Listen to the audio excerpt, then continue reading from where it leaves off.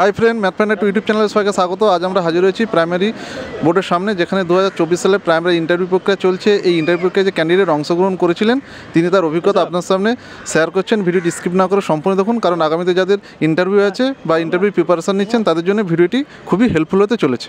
আপনার নাম? নাম সঞ্জিত ঘোষ। তো আপনি কোন ডিস্ট্রিক্ট থেকে এসেছেন? আমি নদিয়া ডিস্ট্রিক্ট নবদ্বীপ থেকে এসেছি।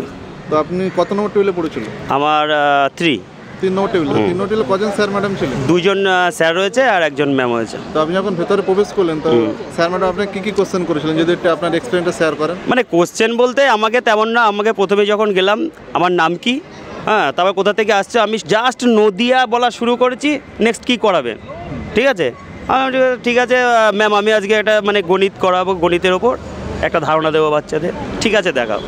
এবারে আমি একটা মানে ক্ষুদ্রতম বৃহত্তমটা দেখাচ্ছিলাম, হ্যাঁ, ক্ষুদ্রতম সংখ্যা ধারণা। তা ধারণাটা দেওয়া মানে জাস্ট দিচ্ছি, ক্ষুদ্রতমটা কমপ্লিট হয়েছে, বৃহত্তমটা শুরু করব। দিয়ে বলছে ঠিক আছে, মানে আসো। নিচে বসলাম, বসে তারপর ওইখান থেকে একটা কিছু প্রশ্ন করলো যে ক্ষুদ্রতম লিখতে গিয়ে তুমি 0 লিখলে না কেন? জাস্ট 0, ওটা যে ধারণা যেটা বললাম।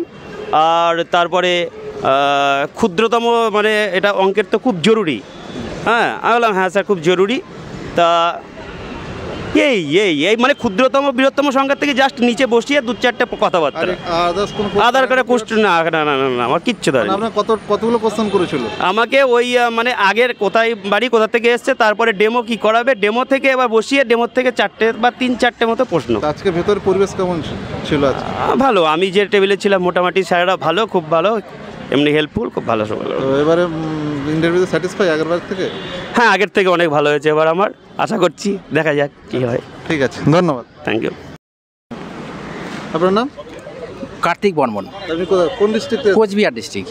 আপনার কত নম্বর টেবিলে পড়েছিল? আমারও 4 নাম্বারই। 4 নম্বরে। তো আপনার 4 নম্বর টেবিলে কজন স্যার ম্যাডাম?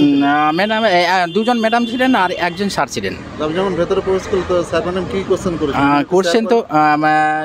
কোশ্চেন তো ধরুন, আমি যেহেতু কোচবিহার থেকে এসেছি তো কোচবিহারের একজন রাজার নাম বলতে বললেন। হ্যাঁ, তারপরে আপনি কী নিয়ে পড়াশোনা করেছেন? হ্যাঁ, তো বললাম আমি ইংলিশ নিয়ে পড়ছি। তো তারপরে ডেমো দিতে বললেন, ঠিক আছে। তো আমি ডেমো দিলাম, ভাওয়েলের উপর দিলাম, ঠিক আছে। তারপরে আমাকে একটা বানান লিখতে বললেন, হ্যাঁ, ইংলিশ না বাংলা বানান লিখতে বললেন।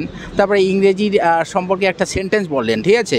ওই সেন্টেন্সটি ঠিক না ভুল সেটাও বললেন। হ্যাঁ, তারপরে একটা সরল অঙ্ক করতে দিয়েছিলেন। খাতায় মানে ওখানে বোর্ডে দিয়েছিলেন? হ্যাঁ, বোর্ডে দিয়েছিলেন। একটা সরল দিয়েছিলেন? হ্যাঁ, একটা সরল, হ্যাঁ দিয়েছিলেন, এটা করে সলভ করে দেখা। এগুলোই বলছিলেন। এক্সট্রা কোনো শিশু শিক্ষা থেকে না কোনো কিছু জিজ্ঞাসা করেন? না কিছু বলেন, শুধু রাজার নাম, হ্যাঁ, এই সম্পর্কেই বলছিলেন। হ্যাঁ, মোটামুটি স্যাটিসফাই আর কি। ঠিক আছে, ধন্যবাদ। ঠিক। প্রচেষ্টাটি ভালো লাগলে ভিডিওটি লাইক, শেয়ার এবং কমেন্ট করুন এবং আমার চ্যানেলটি সাবস্ক্রাইব করে পাশে থাকুন। দেখা হচ্ছে পরবর্তী ভিডিওতে।